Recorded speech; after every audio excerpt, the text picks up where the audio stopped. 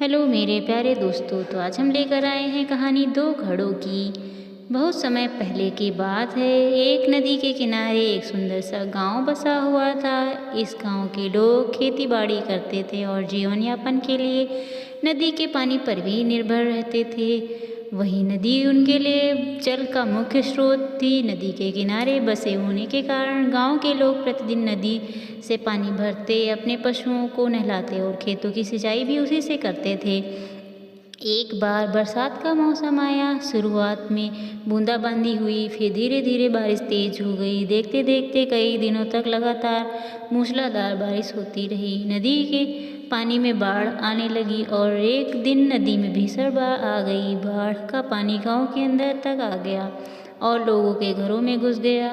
बहुत से मकान पानी में डूब गए। लोग अपनी जान बचाने के लिए सुरक्षित स्थानों की ओर भागने लगे। इस बाढ़ में न केवल लोगों को नुकसान हुआ बल्कि उनके घरों का सामान भी बहने लगा।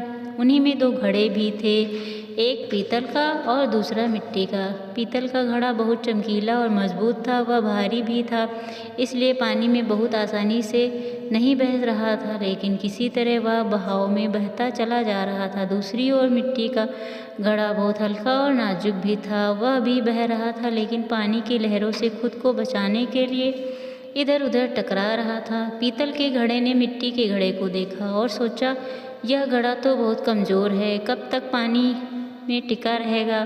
कभी न कभी डूब जाएगा और टूट जाएगा। इसकी मदद मुझे करनी चाहिए। उसने मिट्टी के घड़े से कहा, मित्र, तुम तो मिट्टी के बने हो, बहुत ही नाजुक और हल्के हो। इस बाढ़ के बहाव में तुम कब तक खुद को बचा पाओगे? आओ मेरे पास आ जाओ, मैं मजबूत हूँ, तुम्हें सहारा दूंगा और डूबने से बचा लूँगा। मिट्टी का घड़ा थोड़ी देर चुप रहा, फिर उसने मुस्कुराते हुए उत्तर दिया, मित्र, तुम्हारी सहायता के लिए, प्रस्ताव के लिए बहुत बहुत धन्यवाद, पर तुम और मैं एक जैसे नहीं हैं। तुम मजबूत और कठोर हो, मैं नाजुक और हल्का हूँ।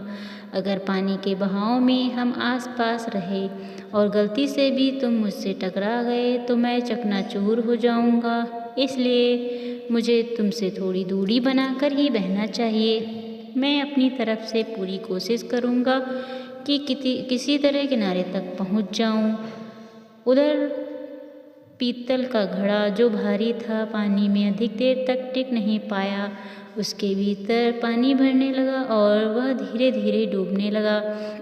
अंततः वह नदी की गहराई में समा गया। हमें इससे यह सीख मिलती है कि सच्ची मित्रता समान स्वभाव और समझ वाले लोगों से ही टिकती है। यदि दोनों के स्वभाव, क्षमता और स्थिति में बड़ा अंतर हो तो साथ रहने के प्रयास नुकसानदायक हो सकते हैं। इसीलिए हमें समझदारी और से संबंध बनाने और दूरी तय करनी चाहिए। धन्यवाद।